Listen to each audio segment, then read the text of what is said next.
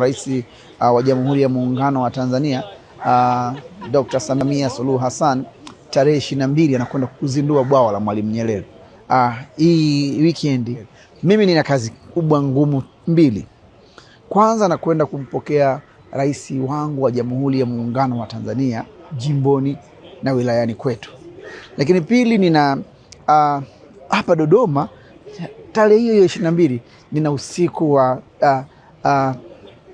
wa tamasha la miaka 30 ya Bongo Flava.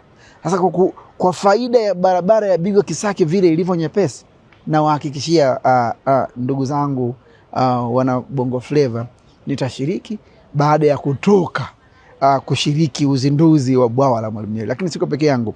Mheshimiwa Mavunde nitakuwa naye, tunaenda tunarudi. Mheshimiwa Mwanafei kwa sababu ni ana perform, tunaenda tunarudi. Mheshimiwa Waziri mwenye dhamana ya nishati ndugu yangu Dejembi, tunaenda tunarudi. Wote tunapita ile njia ya bwawa la Mwalimu Nyerere. Sasa hii ni faida ya Bigwa Kisaki kuwa inateleza. Kwa wamesema tutakwenda mpaka Kisaki, tutajumuika na Mheshimiwa Rais, atakapoondoka tutarudi Dodoma kusherehekea miaka 30 ya Bongo Flava pale Chenangali siku ya 22. Bwawa la Mwalimu Nyerere lipo Kisaki.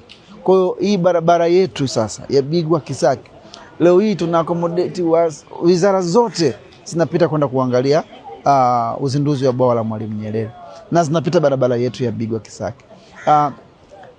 Tunashukuru Mungu tayari utaratibu uko vizuri. Hata wanaokwenda sasa hivi wakienda wataona barabara imeanza kuguswa na mkandarasi ameshaingia site, na hata barabara of course kuna vumbi yenye raha yake.